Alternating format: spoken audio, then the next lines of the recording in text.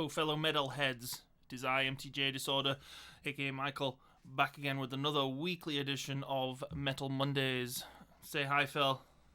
What's up, y'all? I'm Phil Rock and Patron, back for episode 4.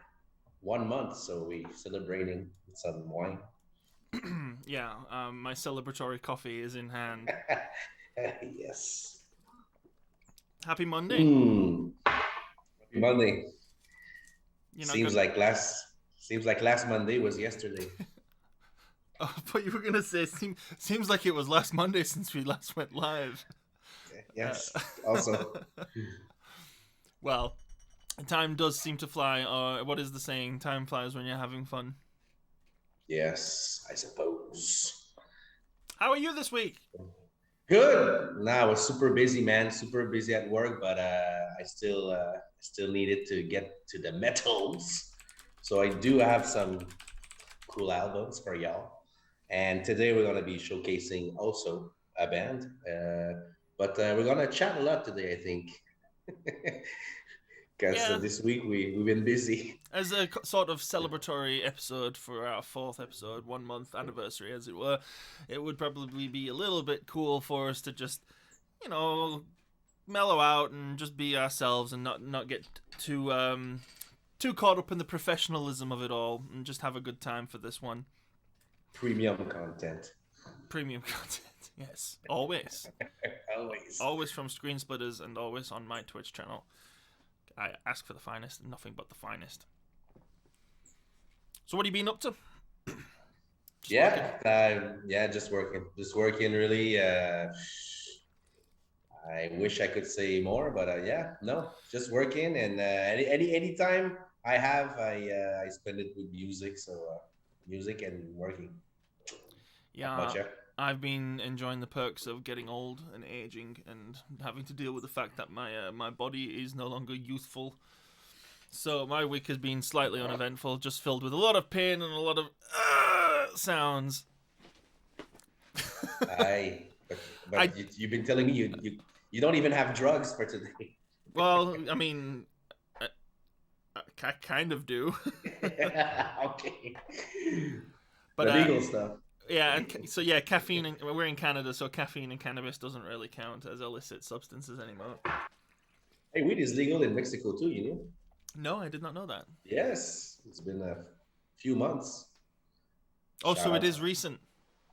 It is recent. That's cool. It is recent. That's cool. The rest of the world should get on board. Yes, I agree. It's slowly happening. My home country is a little bit archaic when it comes to that sort of stuff. But, you're not going to keep it from metalheads, so it's always going to be part of the culture, no matter where you are when it comes to rock and roll in the metal scene, which is a good thing if you ask me. That's why I say it needs to be decriminalized at the very least in most countries. Just because people, well, I think this is a poignant topic to just have a little back and forth about when it comes to metalheads. Like I'm not saying like everyone has to partake, but it's kind of part of the culture, right? When you go to a show, in between sets, you're always out in the smoke pit, having a cigarette, chatting, smoking a doobie, chatting about the previous band, what you thought of the previous band, who you're here to see, all that sort of stuff. So it has a huge social connotation, I find, especially for our scene. Yeah, and there's even subgenres of metal about. There's a stoner metal. Yeah, there's cannabis corpse. What I mean? Yeah, but cannabis corpse is death metal though, so they're just like. But yeah, for people who didn't know, there's a whole movement about just smoking weed, and it's like super slow music. I think they actually released a new album. Did Cannabis Corpse? Yeah, well, they did. They did in 2019. I liked the album. Some people hate. Isn't it the first singer of Cannibal Corpse singing for them? Chris Barnes. Sorry. Yeah, exactly. I think so. And but I remember all the sorry, all the titles of the songs were parodies of classic metal songs. So it's like it's a big joke basically. Isn't this the most heavy metal thing ever? Yeah, listen to those blast beats. Right? Yeah. Nice.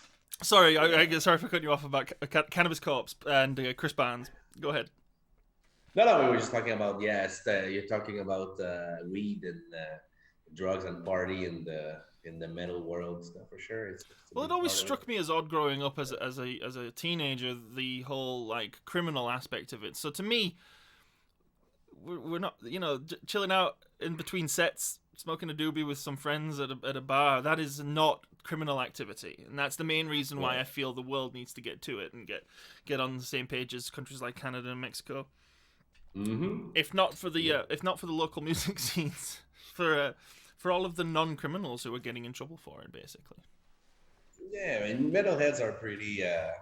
We can get a bad rap from some people who don't know metalheads, but most metalheads are pretty. Cultivated people, people who Yeah. are chill. People who are outsiders, but Oh, hey, not Gator guy. maniacs. So, satanic, no, but we like to say it just to piss off Mhm. us. Yeah, so Gator in the chat telling me that I'm speaking facts. Oh yeah, it's long time no speak, buddy. What up? What up? Have you been opening up your horizons into metal music? If you have, you should stick around because we've got some great bands to showcase later. Well, a Yeah. great band. Sorry, often it's bands, but today it's band singular. Yeah. Okay, well, I mean, other than being in agony because of sciatica and migraines, which are all like they're not chronic or anything, they're just typical side effects of being overweight and old.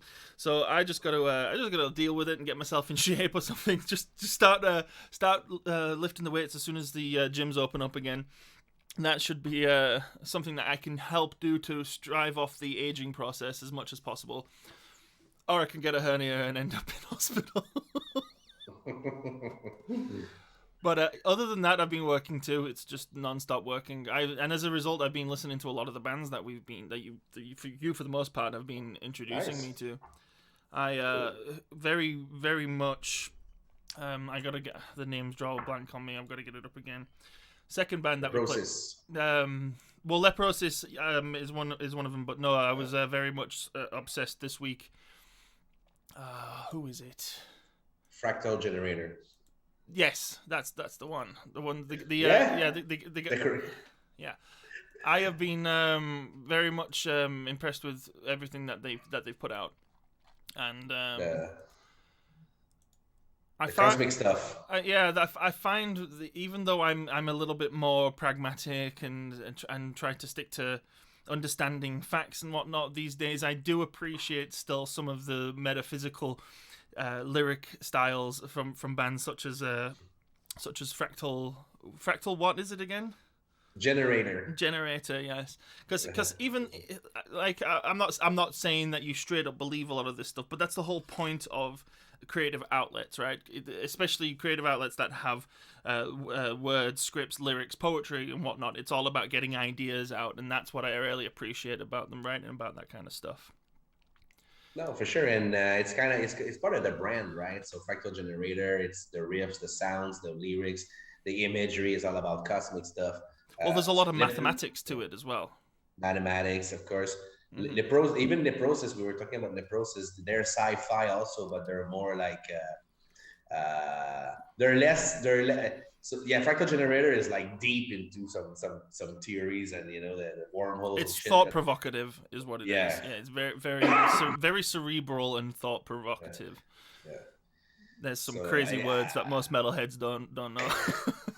But it's cool. It's cool that bands have a theme. Like tonight's band has a Greek mythology theme. So that's something. Yeah. You think about Nile. Even Nile had the Egyptian theme. It's kind of cool. To me, it's like its own thing, its own movie, its own series. Mm-hmm. It has its own image, color. As a marketing dude, yeah, I dig that. I think Malist Divine as well had a very similar sort of theme going for himself. Yeah, oh, for sure. That builds a strong brand. Yeah.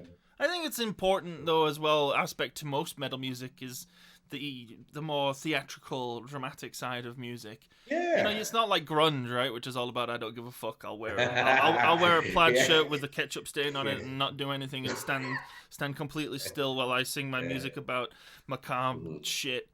Whereas we metalheads, we do write music about macabre shit, but while we're doing it, we're also like swinging, windmilling our hair around and jumping off, bringing the and cheese. jumping off of the stage. we're Yeah. making something interesting from it. I've never been Theater. yeah, I've never been quite a fan of the whole idea that music speaks for itself. You shouldn't have a visual element to your music. It's all about I agree. if you like I the way it agree. I mean, sounds, then you'll come watch it. And I disagree with that. no, I agree. I like a good show. I like bands that move a lot. It's more interesting to the eye.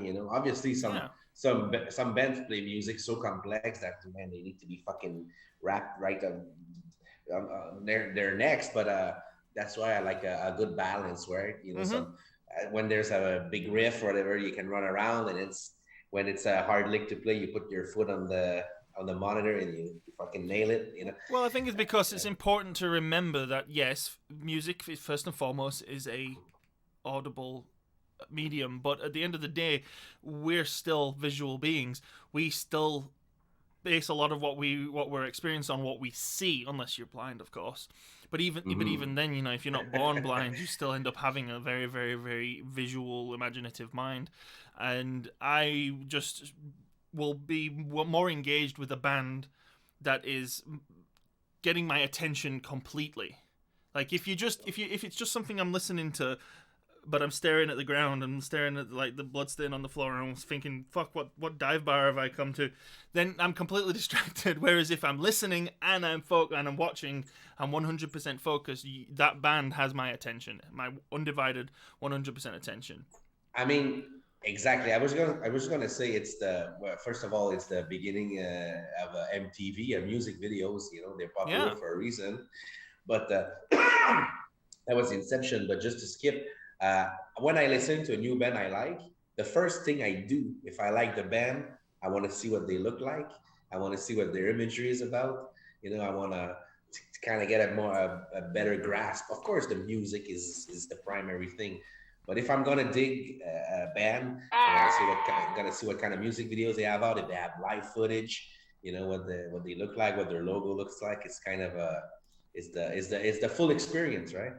yeah. Just 1 second, real quick. The sound alerts are a lot of fun and whatnot, but like pick and choose your battles when we're talking when you're gonna play them. Anyway, sorry. We got a Trevor just threw in the Yoda death sound alert, and it's a hilarious sound. Don't get me wrong, but like it just went completely over the top of you talking. So I completely missed what you said there. No, I would no. Yoda is important, but so I'll be glad to repeat.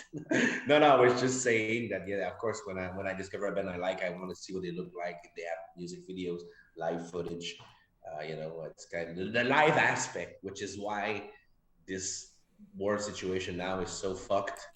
We have no more shows. We have no more, and we are very sad. Mm-hmm.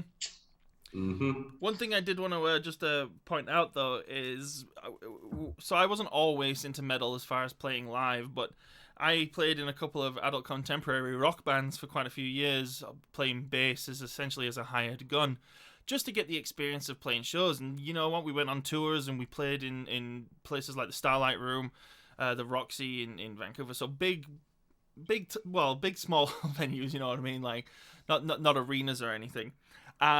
And I enjoyed that experience a lot. But do you want to know what the most common things I noticed everywhere I played in those bands? Tell me. Nobody was at the stage. Yeah, yeah, People were watching. Don't get me wrong. There was yeah, people invested, but they're all at the yeah. back by the bar, sat I down at know. tables. Metal music, however, I remember going. My first local metal show would have probably been Dead Jesus a long time ago, and I was just blown away. There was only like 20 people there, right? Mm-hmm. Whereas these contemporary bands, I played in front of a couple of hundred on average. I went to the Rendezvous to see Dead Jesus, and there was 20 people there, but all 20 of them were like complete, like denim cut Mm-hmm. off, battle vest, long haired metalheads, just at the front of the stage, Mm-hmm. just 100% into this local metal band, and that's something like Yeah. I feel the visual element helps bring that in. Because even if nobody knows who you are, if there's this awesome, cool, like, grim intro where the band is like all the house lights are turned out, a little bit of smoke starts coming in, a cool, intricate, like soft, subdued but intricate intro, and then boom, the band shows up and it's an immediate spectacle from start to finish. Mm-hmm. That gets the people to the stage. You're bringing a big point for me anyway. Show participation is a big thing for me. I'm always the first one. Like even in metal, if it's the first band of the night and people are just arriving, they even have their first beer yet.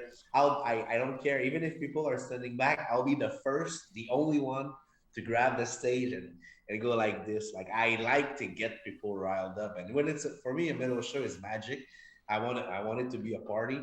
And if I have to be a part of initiating the party, I'll do it. Start screaming, "Hey, Satan!" Whatever. Start mosh pits. I'm very, very involved in the shows, and I do it for the band. I do it for myself. I do it for the others. It's a big party, right? Mm-hmm. That's how you want it to be, right? But just to add contrast to my point, using what you're saying there, would you be doing that at, like, I don't know? I'm trying to think of a local rock band you might know. You know who Social Code is, right? Más o menos, more or less. Yeah. You know, Wide Mouth Mason, or the Trues. But it's just like alternative rock, probably. Yeah, right? exactly. Well, the Trues because they're from out east, right? The Trues pretty popular band. You go watch them. Yeah, are you gonna be like? Yeah. Are you gonna be starting mosh pits? Are you? But or are you gonna be starting the equivalent to a mosh pit, right? Because let's not be fair here. I don't want to be a complete elitist because I used to go watch a lot of ska music. Ska is something I'm well into. And ska is another very visual, theatrical brand of music, and as a result, a lot of people at ska concerts are very like active. There's what I call a bounce pit. It's like a mosh pit, but where everybody's just bouncing into each other. Bro, seriously, it's funny that you say that because while you were talking about alternative rock and how metal is involved, I was trying to think of another genre where it's very involved.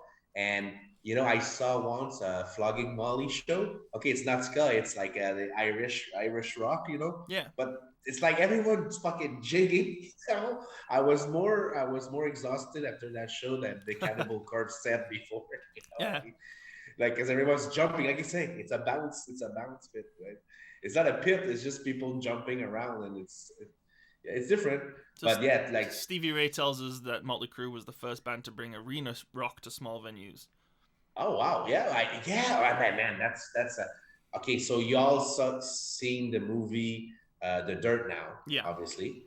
Okay, but it comes from a book, and you have to read that. I've book, read the book. or not. Okay, so whether people out there, whether or not you like Motley Crue, you have to read that book if you're a metalhead. And I know what my dad is saying. Stevie Ray Vaughan is my dad. They explained in the book that they were going to playing these shows, like these venues like the Roxy's or whatever, and they would make it a proper like theater. Like they would put some lights or whatever. They would even hang the sheets with stains on them or whatever.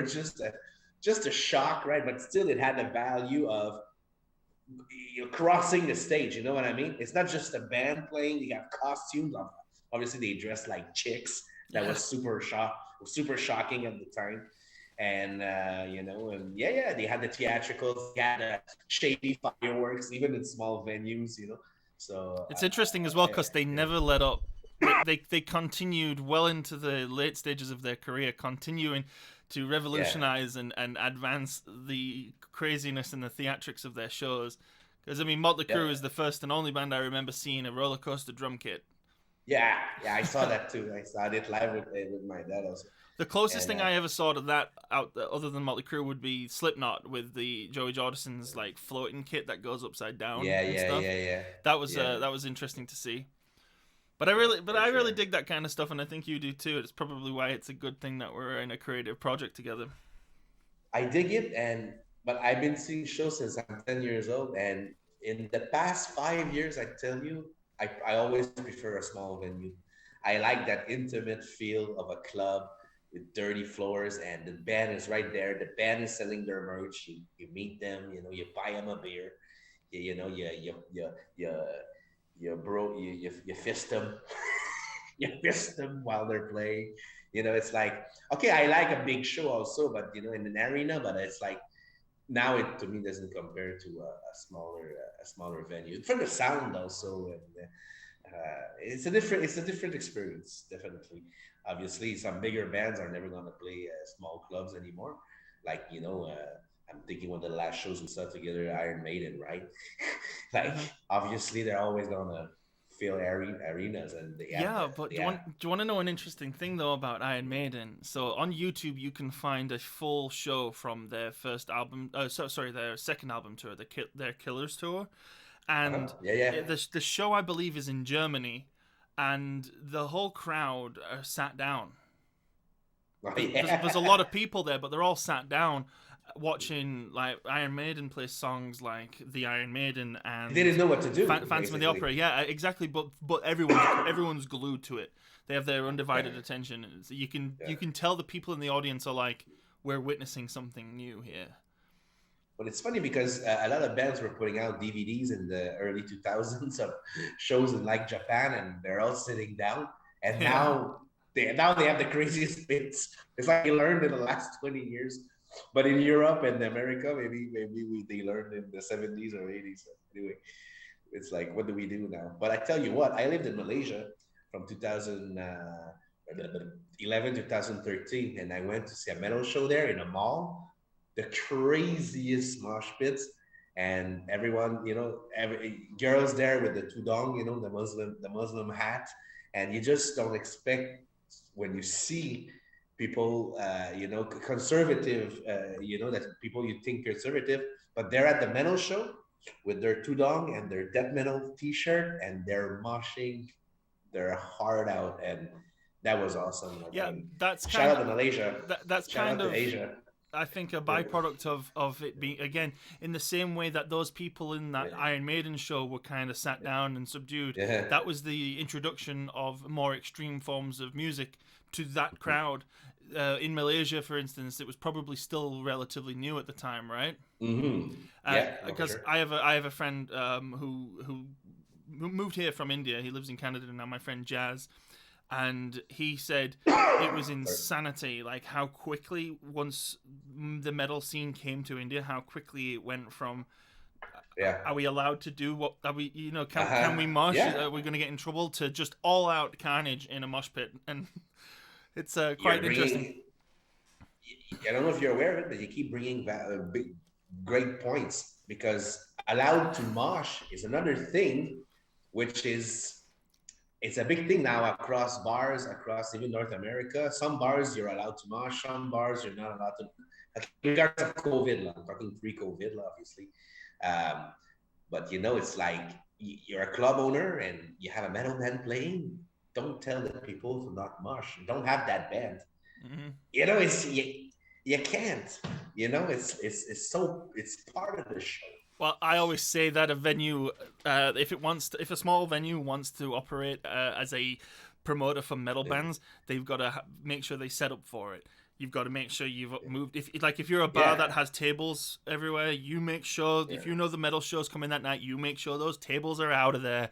Oh yeah. You make sure you've taken all of the stuff that you don't want damaged into your storeroom. Mm-hmm. You make sure the bartenders know. Hire a bouncer for the night if you don't usually. Yeah. What else? What else should a venue do in preparation? Heck, have like cleaning equipment. You never know. Uh-huh. So I would say this was relatively disrespectful if a metal band did this. But if they made like a mess with some kind of stage prop and then didn't clean it up, Fake blood. yeah. Well, there's a band in Edmonton called Bleed who their singer. So this is how dedicated he is to the craft. He would bring Rob is his name, really good guy. And this is proof of it. He would bring like mop and bucket and cleaning supplies just so that he could cover the stage in blood, and you'd see him there Oh, yeah. after every show. He'd be all of a sudden no longer all meddled up, head tied back, an apron on, and he's got his mop and bucket and he's just cleaning up the stage. And that to me is something the bands should themselves be respectful about. But hey, if you wanna bring metal bands in, you've got to be prepared for stuff like that. Oh, for sure. And it's like, yeah, I was gonna make another parallel. Like as a performer, when you play a show, obviously you have your routine, you have your music in your head, some parts where you're gonna be more active, some parts you're gonna relax more, and you're all preparing that. But really, what makes you relaxed is see the crowd enjoy themselves, right? So we Oh were yeah. talking about being engaged in, yeah. If you start a show, and okay, so we've been lucky. We did a few shows, but the shows we did right from the start, we had our people right in our face like this, and it was a party from the first riff to this last riff. And I mean, yeah, that's the way we as performers enjoy ourselves. I kind of forget we're on automatic pilot and kind of forget about the robotics of of playing our show, and we're just joining the party basically, and so yeah, shows are magical for metal. And I think in this Metal Mondays, we prove to anyone who doesn't understand live shows how live shows are important, that we're Yeah. really I have a quick question for you. working now. I have a quick question Yeah. for you. What are you more nervous for, playing in front of like a 1/5 filled room or a full room? Like, let's say you play in Starlight Room and there's only like 30 or so people there, or you play It's such a you play Starlight Room and there's 500 people there. What are you going to be more nervous for? it's such a cliche response, but for me, it's all the same. Whether it's 1 or 1,000 people, I'm gonna feel the same nervousness. Whether the room is empty or full, I'm gonna feel the same. I don't know if you call it nervousness. Nervousness is excitement, is part excitement, part anxiety, but like positive anxiety. Because once you get going, that's it. Once you get going, you're basically you're orgasming all the set. Well, I have a clear like answer to this. Oh, really? That's why I asked the question, I guess. Okay. For me, I'm more nervous the less people. Yeah. Because if there's less people there, then you know you're not gonna get as much of a response. You know Yeah. that anybody who's there is probably there because they're really into the local music scene, so they're gonna be scrutinizing you. They're gonna be really like breaking you out. Yeah. Whereas you play in front of 500 people, it's like even if you get 20% of those people into you, it's going to be a good time. It's going to be loud. It's going to be, there's going to be a little bit of a pit going on. There's going to be people just 100% into you. And it's kind of almost like this Twitch deal, right? I always wonder, because sometimes I'll peak at like 15 viewers and no one's talking, and I'm like, what's going on? Why are these people not engaging? Then all of a sudden, 2 people start talking. Hey, 2 of that 15 are now my biggest fans. Same thing goes for when you're playing in a big audience as a small local band. Your nerves are instantly gone, because you know there's even if you impress one person in that crowd, you know you've succeeded. Whereas when there's not very many people there, they're just like, oh my god, I can't disappoint any of these people. It's got to be great. I got to be perfect. Oh no, I fucked up. Oh my god. And like, think about this: if you're looking at a crowd of people, right, you can't recall faces. You're gonna constantly be scanning the crowd, and you're just gonna be seeing a different face every time. You play in front of 20 people, you'll be like looking over at that one person who stood by the bar who hasn't stopped looking, and you're like, shit, man, does he think we're good? Does he think we're good? No, I mean, if I have to pick one, I'm with you for sure. For sure, it's less. You're more into it. Also, you're more into it because you feel like a rock star, right? Yeah. It's a room full of people, and they're here to hear me. And it gets you started faster. But I mean, every show I've been part of, it was mostly local shows, and I got to promote it, so I made sure to have some of my people, right? I never did, well, not never, but I didn't do many shows out of cities where I lived. So I don't know about coming in a random city and having literally no friends there, maybe except the roadie,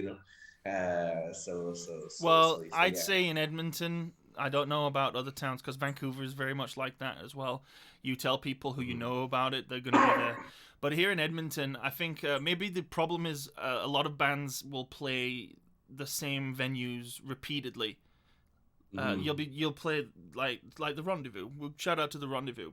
Great bar, great metal bar. Some bands will play there like twice a month.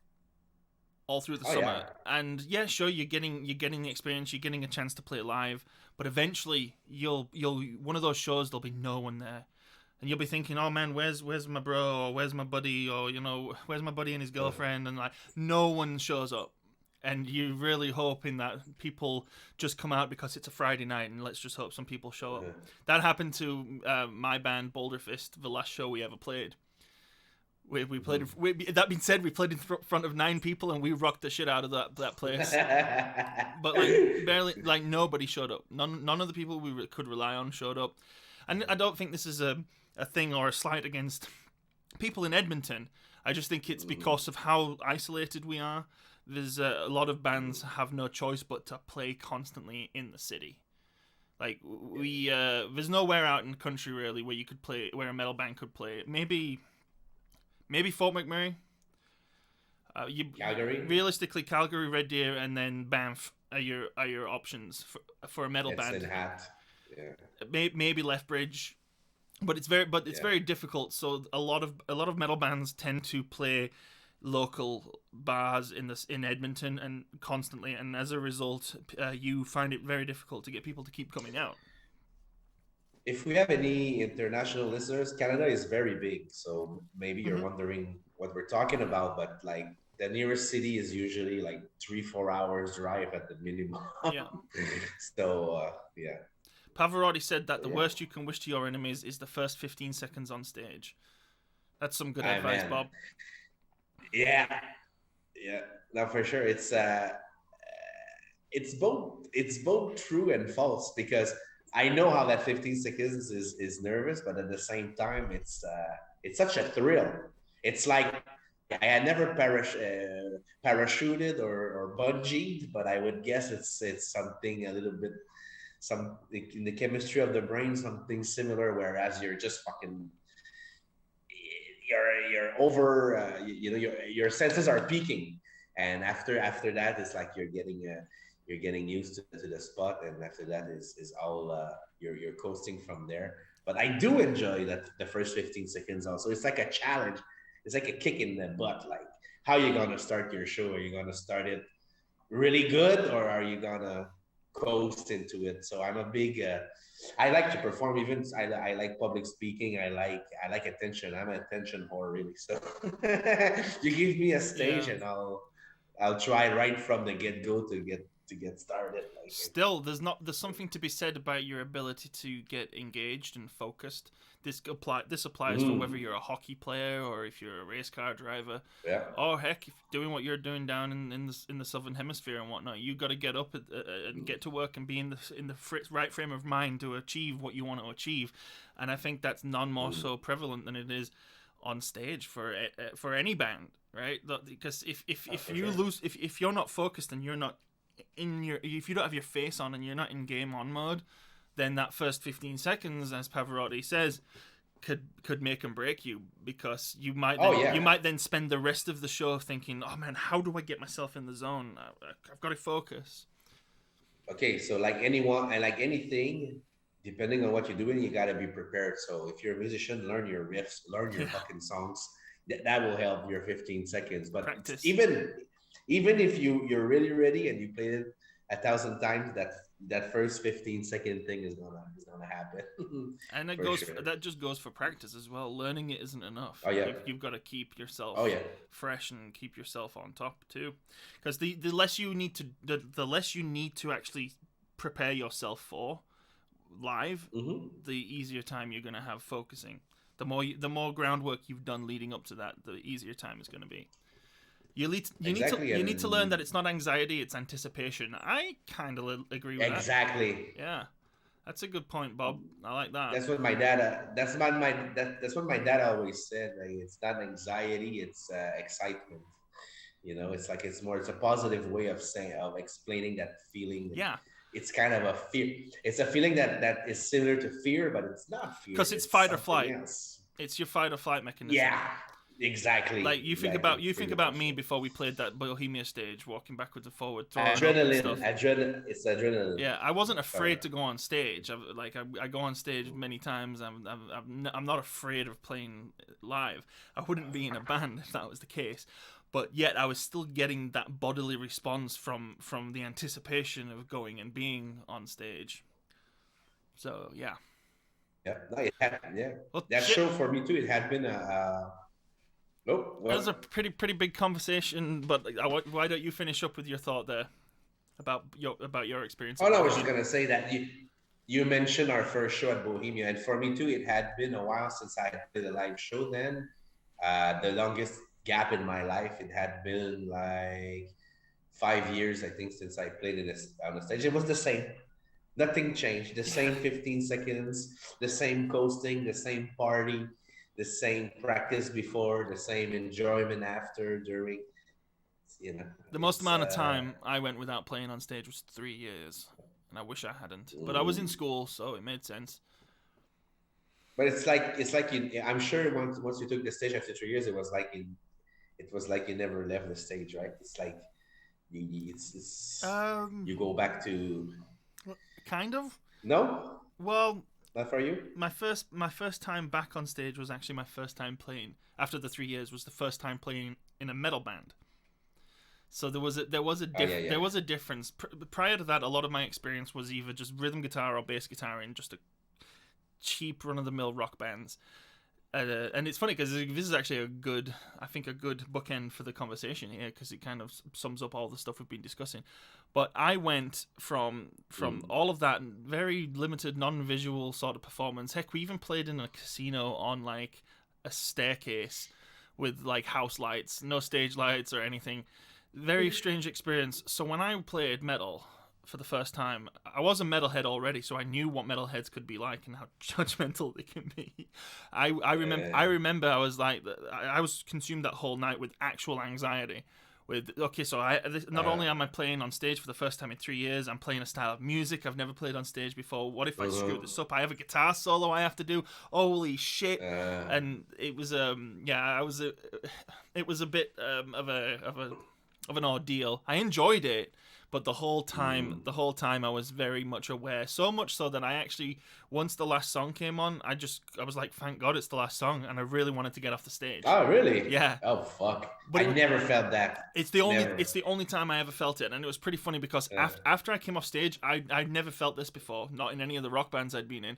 Everyone who was watching us fucking ran at us to tell us how awesome we are and how fucking great. And I wore this mask get up on stage and shit. People were like telling me, "Oh my god, the mask is fucking cool, man! It's so brutal." I never felt that kind of.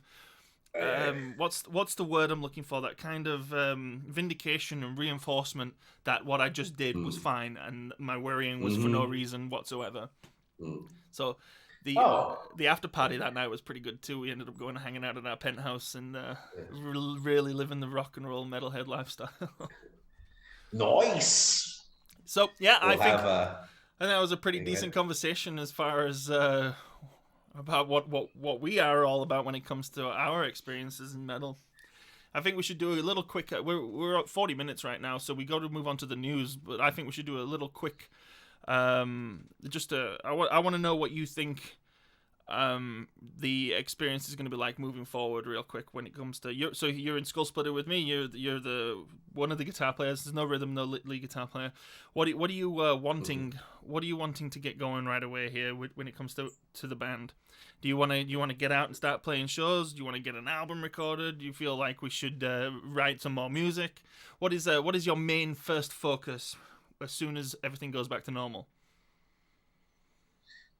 You know what?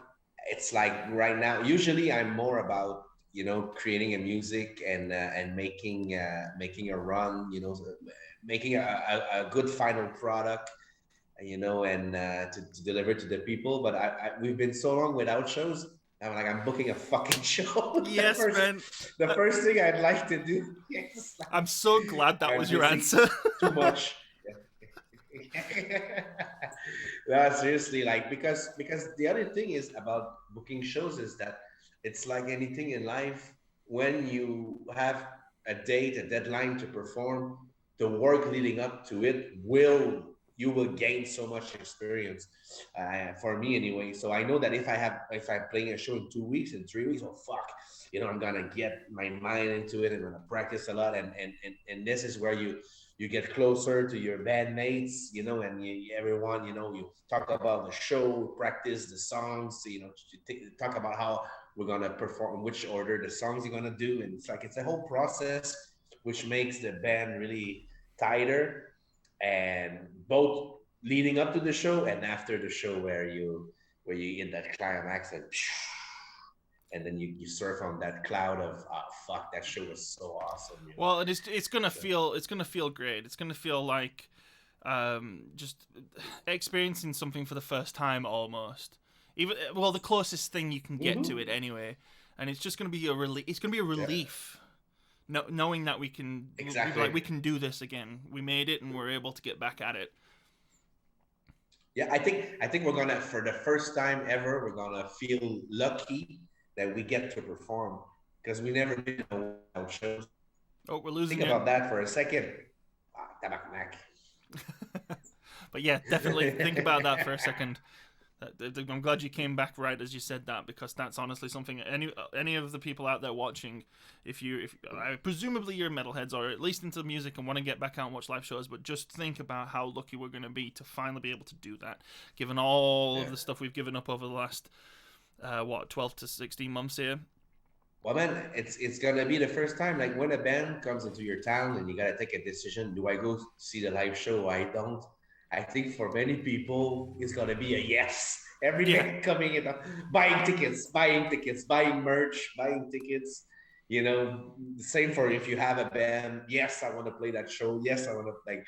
I think it's gonna be a big release for everyone. That's really loving metal and really supports the scene. Like, Bob says, call it your reunion tour. Yeah, pretty much. Okay, so shall we move on to some news topics for the week? Yeah, there wasn't much in the news this week. Let's see what we can make out of it. Well, I mean, you go back far enough. This was only announced today, but there is over at Metal Injection an article about a rumored possible Black Sabbath biopic in the works. Now, I don't want to. I got to paraphrase here because I'm not the writer of this article. Just a little disclaimer there. So, tons of major recording artists have gotten biopics, as we know, right? You got Molly. I could say this without paraphrasing. Who do we got? We got Bohemian Rhapsody was the most recent one with Queen. You got the Runaways, Motley Crue, Elton John. There's a lot of biopics out there, but if you were to think of some of the greatest bands who have yet to have any biopics, Black Sabbath are definitely going to be up there. And I would be super interested in seeing that. So it'd be my first pick. So this is though where I say rumored, right? Tony Iommi was basically in an interview with Spin, and his response to is it a thing? Is it happening? He's like, yes, there was talk of it, and I don't know what happened. It sort of went out the window when the pandemic started, but we were talking about probably 18 months ago about doing the biopic. I haven't heard much else. So there's a little bit of and I guess a downer there in that they were thinking about it. It was something that was being thrown his way, obviously being told from his agents that there's studios out there who are showing interest. But unlike other projects and productions through the pandemic, this was just forgotten about. It's kind of a shame. Yeah. Because you think about all the things that have gone... I can only list what I know, because these are the things that I watch. But since the pandemic hit, there's been 2 new series from the Star Trek franchise released. They've been filming another Witcher series. There was a TV show called The Expanse had a new season come out. So all these productions going on during coronavirus. So I'm sure there's been movies being filmed. There was a lot of movies that were sidelined, but only the release. They were all complete movies, like Black Widow and the new James Bond movie. They were all sidelined. They were finished, but they were sidelined because the theaters were closed. But with something like a biopic, you don't need theaters. You could just get it on Netflix or something, or put it on Disney Plus, right? So it's interesting that of all the things that continue to be made during the pandemic, something as cool as a biopic of Black Sabbath is being put on it's being put on ice. Yeah, I mean, there could be a million reasons on the business side, on the legal side, and on all that. So I'd rather more comment on what you said earlier, like of all the bands that should have a biopic. Uh, like as a metalhead, I think that even if you compare metal biopics to superhero movies, like the first you should have is fucking Sabbath.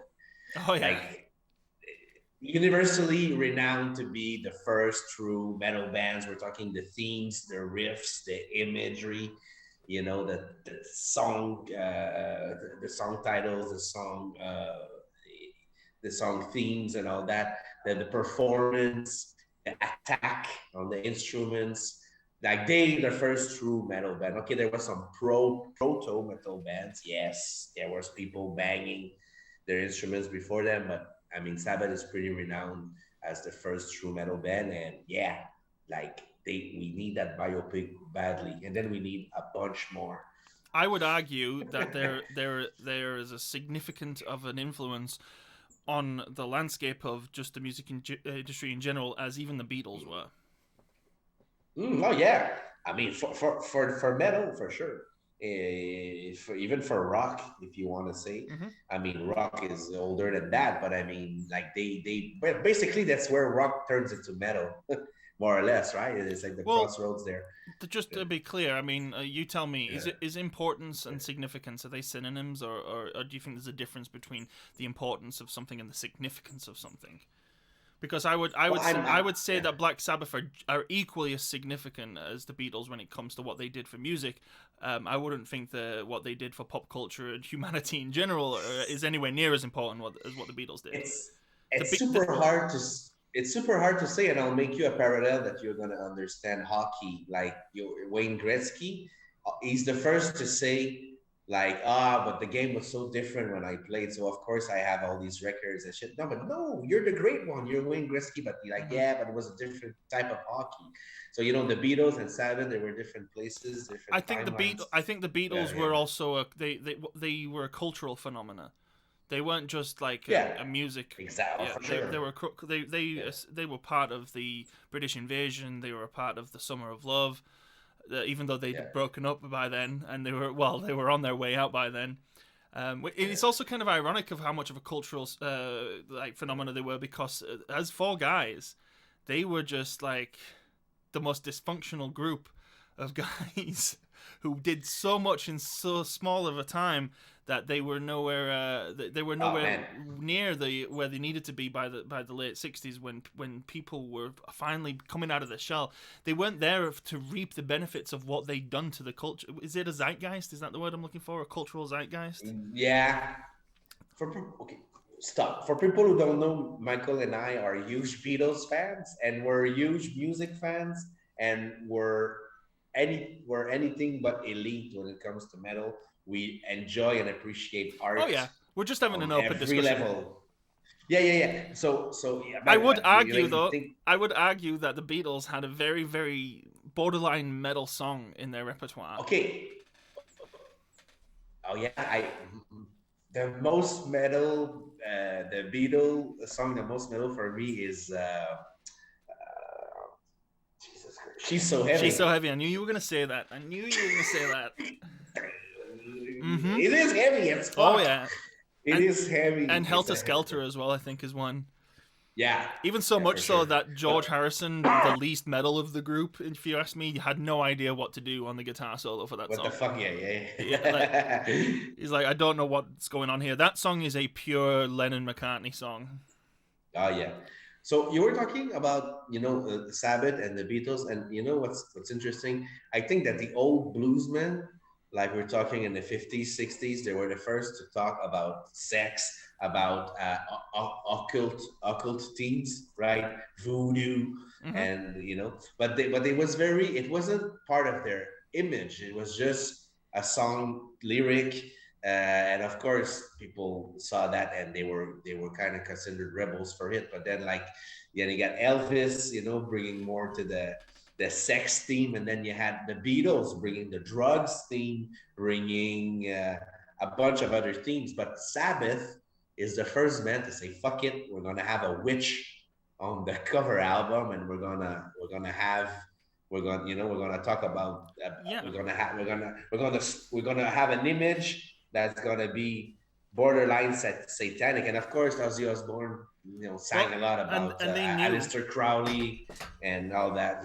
they knew that. Yeah.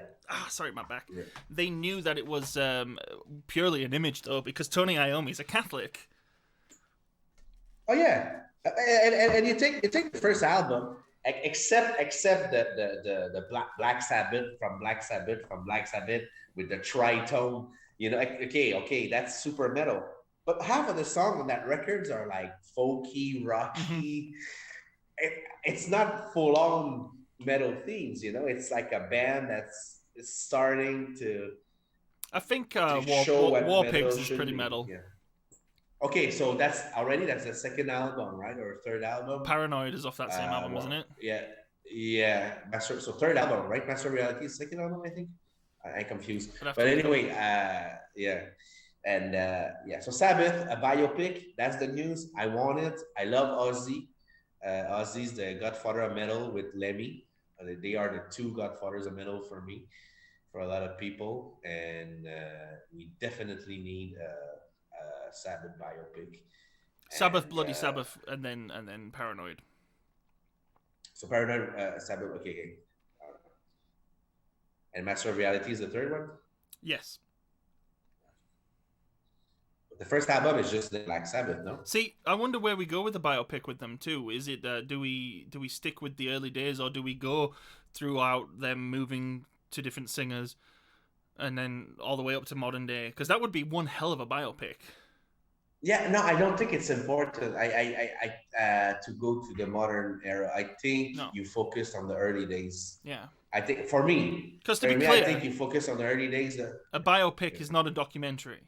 We know this. So, like a documentary, you could very easily, like documentary style, cover everything that happened throughout the decades. Whereas a biopic is a movie, so they need to make a story. And I feel like the most interesting and most focused story would be the early years, and the time from their founding to Ozzy leaving the band. If you didn't know, Michael has a YouTube channel called TRS Media, is it? TRS Media, it's there. It's right below. And he's a big. It's where we pretty much have movies discussing series and movies. Yeah. So I have a question for you. Okay. What are some of your favorite biopics and why? Since we're on that subject, fuck it. I really like the Runaways. Runaways. The fuck is that? The band The Runaways, and their biopic is called The Runaways. It stars Kirsten Stewart and Dakota Fanning. And, what? Yep, and the main so Joan Jett is played by Kirsten Stewart. Oh yeah. Okay. Wow. Yeah. It's one of my favorite. See that? It's one of my favorite because I think of all the biopics that I've seen out there, it is the one that captures the issues that band members had with drug addiction and with mental illnesses and whatnot. One of the best movies that actually deals with that stigma. It does an incredible job because I'm not sure if you know, but Sherry Curry, the lead singer of that band, was pretty much the lunatic, crazy, did drugs non-stop, and probably one of the reasons that the band became as famous as it did. Because you see, Joan Jett had this very like, it's my way or the highway kind of approach, whereas Sherry Curry was like, no, we're gonna get completely nuts and get our tits out on stage and shit, and we're going to fucking like fuck your mums and fuck your dads and all that shit. And that is, in a nutshell, why that's one of my favorite biopics. I think it's a really, really good movie, and if you haven't seen it, you should check it out. Man, I'm definitely gonna see. I guess it's recent from the actress that you named. There are young actresses, right? It's a recent production. No, it's from like 2012, I think. Okay, yeah, okay, but yeah, okay. No, it's almost a 10-year-old movie, man. Hey, actually, but we're old now. You said it. 8 years is nothing. Yeah, I guess. Okay. What else do I like, though? Let me see if I can throw another one in there. Something that you might be a bit more familiar with. Why don't you throw one at me, and I'll look it up. You know what? I was thinking of that, and I started to pick one because Okay, first of all, I'm surprised I didn't see The Runaways because every biopic, even if it's a style that I don't like, I love seeing movies about music or movies about art. Really, even if it's a painter or whatever. I love usually movies. I love biopics. I love biopics. I love biopics about art. And if you ask me about music, man, it's so hard. I love them all, man. Uh, You love them all. Yeah, and one of the recent ones that I really enjoyed was the Mayhem one, right? So Lords of Chaos, isn't Oh it? yeah.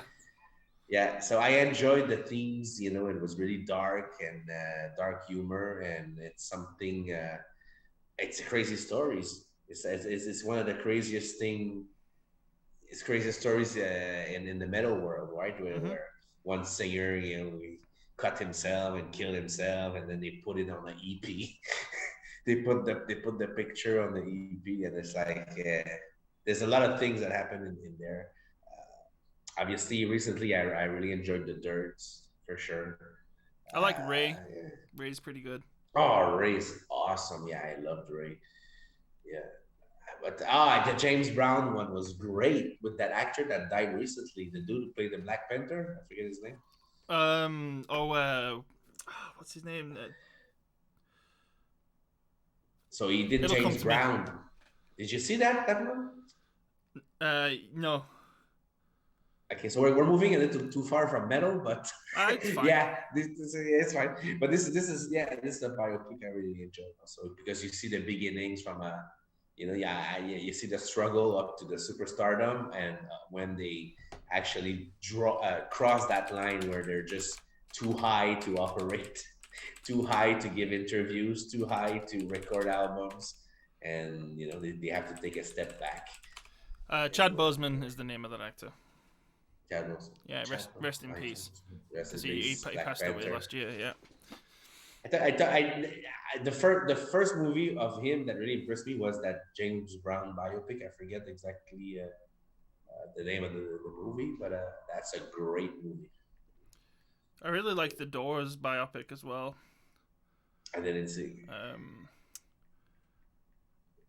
Let me look this up. It's called The Doors, and it stars Val Kilmer Yeah, of course. as Jim Morrison. Yeah. As the Lizard King. Yeah, isn't that the most perfect casting ever? Though. Yes. As when you saw his name, I saw his face, and I was like, hell yeah. Yeah, so Trevor asks, it wasn't Lords of Chaos not completely true? I responded, yeah, but a lot of biopics, though, take liberties, right? Yeah. There's one of my main problems with Bohemian Rhapsody, for instance. Like, Bohemian Rhapsody has him reveal to the band that he's suffering from AIDS, or at least an unknown illness. As he says in the movie, I've got it. And it actually was untrue. Not only did he probably not know as of the year that they went and did Live Aid, but he didn't reveal it to them until way after he found out. So there was a little bit of manufactured drama there, and that's actually kind of the main real problem of that as a movie. It doesn't come off so much as a biopic for Queen as it does a biopic for Freddie Mercury. Yeah, but written by Queen. So it really comes off. It really makes it. It comes off like they're really bitter at him. Like he's almost like a villain in it, and I feel it's so super unfair. I don't know. First of all, I love that biopic. If you compare it to the one with Elton John, the Elton John biopic, I really didn't care for it. It's not my style. I don't like when they go too deep into the brain and the thoughts of the artist. Like the last Al Capone movie I hated it because it's like they don't talk about what the guy is known for. But I thought that the Queen biopic was awesome. It was super cartoony for me. It was very light, on the production level. Like you could tell it was very dramatized. But I'm a huge fan of what's his name, the actor Rami. What's his name? Rami Malek. Rami Malek, I like him a lot. I'm a big fan of Mr. Robot, that series. I Yeah. hope the I next I season do comes. think it's a good film. I do think it's a good film, but I think it's a little weird though that the Roger Taylor and Brian May, who were openly quite hostile towards Freddy's Legacy, very much made it look like a bit of a snub piece, in my opinion. But that's fine. That's fine to me. You know, like It's just unfair. Okay, bro, imagine a biopic of the band Death, Chuck Schuldiner. Yeah. How you think is gonna be portrayed? I don't think his family would want that. He's known to be an asshole, Yeah. to be a difficult guy to work with, the worst guy to work with, cancel shows, change bandmates. I mean, it doesn't take anything away from what he brought to the music, to metal. Obviously, for people who don't know, obviously Chuck Schuldiner is the godfather of death metal, as much as Ozzy is the grandfather. The grandfather. And we have godfathers. So who's the uncle and aunt of death metal? wait. So who's the grandfather now? The grandfathers. You said the two grandfathers are Ozzy and Lemmy. The godfather is Chuck Schuldiner. So who are the aunt and uncle? Maybe Joan Jett is the aunt. Oh jeez. maybe the uncle is. Speaking of Motley Crue, maybe the uncle is Nikki Sixx. That's a good question. We have to build a new tree. So who's the father and the mother? So Trevor has a comment. I don't know if it counts, but someone told me that the movie Rockstar was about Judas Priest. I don't know how to be honest. It doesn't make sense, but that's what someone told me. Well, Trevor, you shouldn't always believe something someone tells you. I mean, Rockstar. I don't know the story of Judas Priest much, but to me, it had nothing to do. No. I think the movie Rockstar is just like a movie about being a rock star. Like Spinal Tap. Yeah, it's probably like takes a lot of influence from different idols of rock. You probably got a little bit of Robbie Halford in there. You probably got a little bit of Robert Plant and Jimmy Page in there. There'll be all sorts of influences, I think, in that movie. You got Slash. Yeah. You know the guitar. Zach Wild. You know. It's like the movie Almost Famous. It's not a biopic, but it is a very, very good sort of reenactment of a era of music. Mm-hmm. So we need more biopics. That's the more the. Well, let's get to work on our legacy so that 50 years from now there is the Skullsplitter biopic. Yeah. And that pretty much does it for news. I mean, scrolling through my news feeds for metal music, where I put that into the RSS feed, I'm getting a lot of political stuff, and I really just do not want to get into that. Yeah. The only thing I'll say is if musicians want to start talking about that sort of crap, well, your funeral, buddy.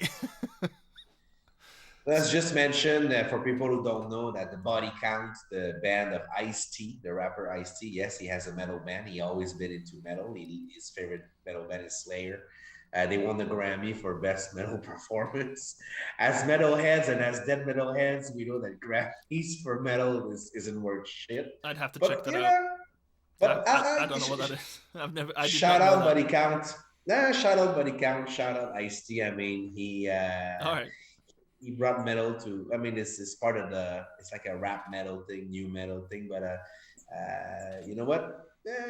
Shout out to him. But that's that. That's all the news we had. Yeah, so. And we've been jibber jabbering for quite a lot of time here about ourselves and our opinions. So why don't we move on to this week's showcase? As I mentioned earlier, at the top of the hour, it's only one band. We don't have two this week. Should I drop in some international CDs before quickly? Yeah, well, as per usual, we'll just throw to you and you can tee this up for us. Well, I got three albums. I'm gonna give you 5 this week. Only 3. You gotta listen, Michael, to Stortregn. It's their 5th LP called Impermanence. They're from Switzerland. It's a melodic black metal band. It is amazing. How do I spell it? Stortregn. Tregn. This album is phenomenal. This is number one. Hold on, it ends with the GN or an NG? Tregn. So Stortregn. Stortregn. It's a Swedish word. I don't remember what it means. Okay. But the band is from Switzerland. It's a melodic black metal. You told me like Funeral Mass. Mm-hmm. Okay, your Malist Divine, the showcase we had. So it's in that mixing elements of melodic death metal and black metal. This is the number one spot for me in 2021. And they had 3 singles, so they had 3 tracks out of 8 that were singles in the past weeks. They are amazing. It's perfect metal. It's 10 on 10. The production is awesome. The leads are awesome. The interludes are awesome. It's a masterpiece. It's their 5th LP. This is a band that I just got into recently because of their singles, and they're on Artisan Era with a bunch of other bands. They've been a band since 2006. Stortregn. I'm gonna be posting them on the Metal Mondays Facebook page. Number one record for me so far for 2021. Beautiful music. Second band, I haven't. What's the last thrash metal album you were excited about? Oh. I guess exactly. I guess Hardwired to Self-Destruct in 2016, 2017-ish. Okay, so you're better than me. For me, my last thrash metal album I was excited about is probably Slayer's album, like three-fourth in the back, like 15 years ago. Anyway, like thrash metal doesn't do much for me anymore. But this band called Enforced from Richmond, Virginia, released their second LP called Kill Grid on Century Media. It's the best thrash you can imagine in 2021. It's amazing. It's a mix. They actually describe as thrash crossover because they have elements of punk and hardcore. So basically, if I were to describe to you, Michael, it's like they have the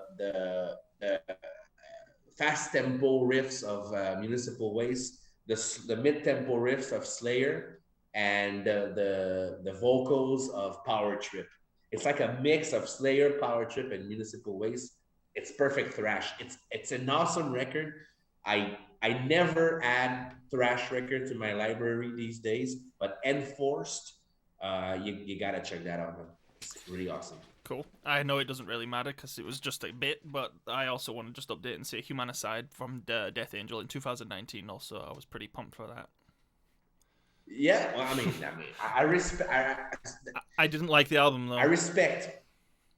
I didn't care. Yeah, for it. no, how can I say? I thrash. I've been into thrash since I was 10 years old. So for me, it's like I got sick of it basically. And now for thrash metal project to impress me, it must be really, really something special. Almost to the point that it's not even thrash anymore.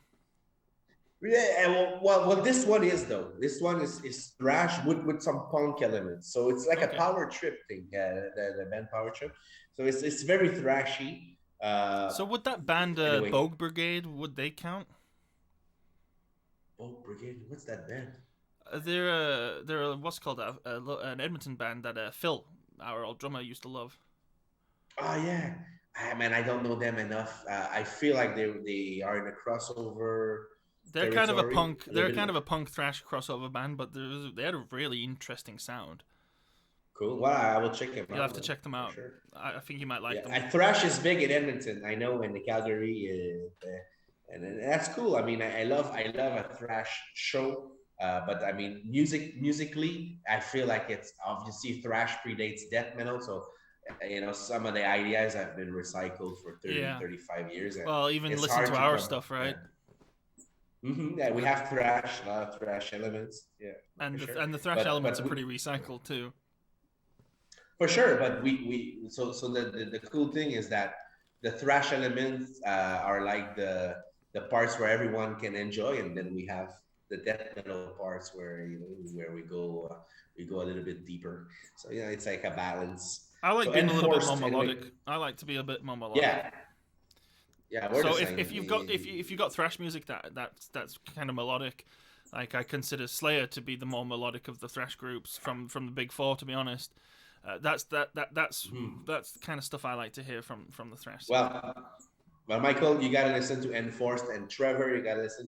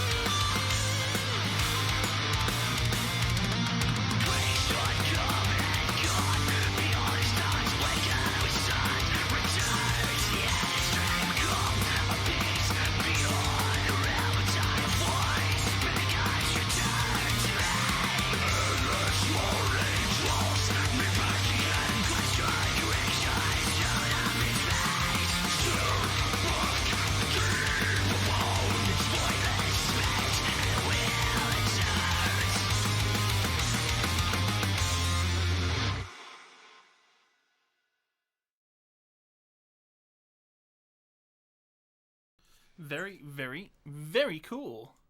I must admit, I Awesome. thoroughly enjoyed that. This is your this is what I like to call your meat, potatoes, your gravy, your green peas. It's always good. You can eat it 3 times a day. That's pure Comfort food. again. Comfort, as you said in the chat, pure melodic death metal. And uh, if you're not familiar with our band, we play melodic death metal with thrash metal, and melodic death metal is kind of a we love that a lot. This they're pretty much the Edmonton Amon Amarth. Is that would that be accurate? Well, I mean, I'd say it's a monomarth, but if it's a shame the guys are not here to listen to this compliment because I honestly think it's a monomarth with a better singer. It's not their fault. This week was so busy that I reached out to Gord, the drummer, at like 3 p.m. this afternoon behind the scenes information. They'll come. They'll come watch this on repeat. But that is my sure. big compliment for them. The singer is phenomenal. You don't like Johan? Oh, but okay. He's fine. He's just like typical run of the mill. Yeah. Scandinavian death metal singer. Like if I was to start to sing death metal. Yeah, this kid from Tides of Kharon is though very. I could hear everything. I understood every word he was saying. That I like my death metal to be articulate when it comes to the vocals. Yeah, no, yeah, I do like that. That's why I'm a big fan of Corpse Grinder.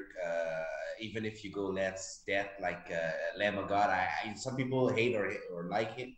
Like him, I like when you can hear some of the vowels, some of the words, And not to undermine the rest of the band. The rest of the band were fantastic as well. Like the ingredients are all perfect. Like you talk about comfort food. Well, it's comfort food where the ingredients and the preparation was perfect. It was cooked to perfection. It wasn't overcooked or undercooked. Everything about that record was great. And I'm probably gonna be adding. I've already heard your guys' singles, but as soon as this album gets released, I'm probably gonna be adding that to my as I say, my weekly list of skip the dishes playlist. Soundtrack. While I'm out working and driving around, it will become part of my soundtrack for sure. I'm nothing more really to say about it. Very humongous thumbs up. So a little bit of history. So as I mentioned, this will be their second EP. This will be released on April 6th. They had a first EP in 2007. So this is the only and first single. I don't know if it's the only single, but it's the first single called Atlas Endures. The EP is going to be called Titanomachy. I had to Google that for the pronunciation. The EP is going to have 5 tracks. Yeah, it's your classic melodic death metal sound.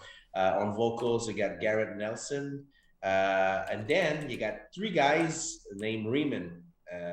On guitar, so the 2 guitarists, you have Ryan Riemann, Justin Riemann, and on bass, Cam Riemann. I'm so last minute that I don't know if they are brothers, but they all have the same last name. That all the axe players. And then on drums, you got Gord Alexander. Shout out Gord. I was speaking with Gord today. I got the contact from our drummer Dylan, who knows Gord, and Gord also plays with, of course, Tessitura, which is an awesome. We're talking about thrash. I think Tessitura is kind of on the thrash side, right? Yep. Yeah, and so amazing drummer, amazing. I mean, this is the kind of band I could see us play with, honestly. Oh, for sure. And you and me, Michael, I think, and everyone in the band, really, Trevor and Dylan also, we appreciate the comfort food. We appreciate the Tides of Kharon. We appreciate the stench of death. Remember, a few weeks ago, we appreciate the old school death metal, the melodic metal, as much as we appreciate the newer shit. Like Fractal Generator and the bands that are a little bit more out there. Personally, we play more of the old school. You always have to appreciate where the music comes from as well, right? Yeah. The past of music. That's why we're Beatles fans. Yeah, exactly. And no, I can't wait for this EP, man. And this is a big discovery. And I think Trevor sent them our way. And also I see people post about them on our Facebook group, Canadian Metal Brotherhood. So join that group. Where we share a lot of local bands, local albums. And I'll mention this. They have an amazing pre-order site. Basically, you can go either on their Bandcamp or you can go on Tides of Kharon.bigcartel.com. The links are in the chat. I'll put them in the YouTube video description as well. You can get the CD or the digital album for $10. They also have two great shirts. They have one called the God T-shirt, which is $25, or the Titan T-shirt, which is at $25. But what you really need to buy, Michael, is they have I didn't write down the name of the promotion, but for $50, this is amazing value, dude. For $50, you get the CD, the two T-shirts, a flask, and me when I go to metal shows. Yes, sir. When I go to metal shows, okay, I have my flask. I fill it with anything I can find off the old bar, and I have this in my battle vest right near to my heart, and I will drink from my flask on the way to the show. And usually, by the time I cross security, my flask is pretty empty, as such that if they find it, I can finish it, and then I will buy beer in the venue. So you need yourself a Tides of Kharon flask. I know I want one, and you get a sticker. Hold on 1 second. I know this is just a tangent, but what you said there, do they not confiscate the flask? No. So you could sneak that flask then into the beer gardens, fill your flask up in the beer gardens, take your flask back out into the audience, and have your drink in the pit. Yeah, but it's not the venue you're trying to fool. It's before the venue, because you know you're going to the venue. You know you're going to McDonald's. I thought you were talking about like Shaw Conference or an arena show or something. No. Yeah, you'll not get it inside that. Okay. Anyways, continue. No. Let's continue. No, but it's a good. We're connecting the dots. If I go to Shaw, I know I will pay $20 for my beer, and I'm not gonna bring a flask there because the security is probably gonna call the police, and it's gonna be a big scene. No, but anyway, these arena shows, I don't see a bunch of them. But if you go to the real shows where bands like Skullsplitter and Tides of Kharon are gonna play on the way to the venue, you can drink from your flask, and by the time you hit the bar, you support the bar, buy the beers of the venue of the room you are in, and you buy some fucking band merch. So for $50, one more time, the CD, 2 shirts, the flask, and a sticker. Amazing value. Tides of Kharon, Edmonton band, melodic death metal. That's a hell of a deal. I can't. Yeah, it's crazy, man. Seriously, like that promotion is something. It inspires me for. And you know what's called Spirit? We're always talking what kind of merch we should sell. I think we have to copy them. I'd love for us to have a flask, a Skullsplitter flask. I want to commission a glass blower and get some pipes and some bongs made. Oh yeah, bongs and flasks. Could you imagine a pipe where the bowl was a split skull? Oh man, I can. Yes, it's done. Glass blowing is expensive though. I will make it a premium item. It'll be on demand also. Is there any more links we can share for these guys? Is there a Facebook page they can be found on, or Instagram? Right. So I posted the most important links, which is their Bandcamp and their Big Cartel. So that's if you want to support the band, that's how they can get money. You want to pre-order their album, you want to buy merch, especially in the first week. So April 6th, the EP comes out. That's when you want to buy it. It's really important for bands if you buy their shit in the first week of their stuff coming out. But yes, I'm gonna put have a Facebook. I'm gonna put the link to the YouTube real quick as well. Cool, awesome, and it'll be in our video description. Guys, we did wanted to tell you, episode 3 will be on shortly. We had some issues with some kind of corrupted file, but episode 3, sorry, Fractal Generator, sorry, Fallen Sun, we'll try to. The encoding is at 65% right now, so that's good news. Because it never got past 57% in the past. I've significantly edited out the issues, I believe. So how about this? We'll make sure we find a way to upload the third episode before the fourth episode. ASAP, it's going up. It's going up right away. This episode will be on YouTube tomorrow once my exclusivity. Twitch. There's an exclusivity agreement, which is fair as an affiliate. I need to wait 24 hours before I post any of my content on YouTube. So we'll have episode 3 tonight, episode 4 tomorrow. Awesome, man. I mean, I felt like this week I was so busy. I felt like I was scrambling to make sure to have enough metal content. But you know what? Every week is great, whether you have 10 albums to talk about, or 3 albums to talk about. We also need to lean into what we did for the first 40 minutes of this podcast every now and then. Because sometimes, people just want to come and hear us chat and talk about things that they also have passions for, right? That's why it's called Metal Mondays and not just like Metal Showcase. Because even though it's good to have those formats in place, which we will always follow on this show, it is also cool for people to get to know us, the hosts, in a more intimate way. Well, hold on, you know what I mean. 100%. Yeah. So with that being said, I think this is probably going to end it for today's show. And what a great show it was. I've actually had a lot of fun doing it. Good show. Yeah, given the fact that my back is in complete agony, it was quite the distraction and very, very welcome. And I would love to put a huge shout out to everybody who was involved today in the chat and everybody who's been watching live. And until next time, I think we're going to cue up the music. Have a good one, guys. Metal.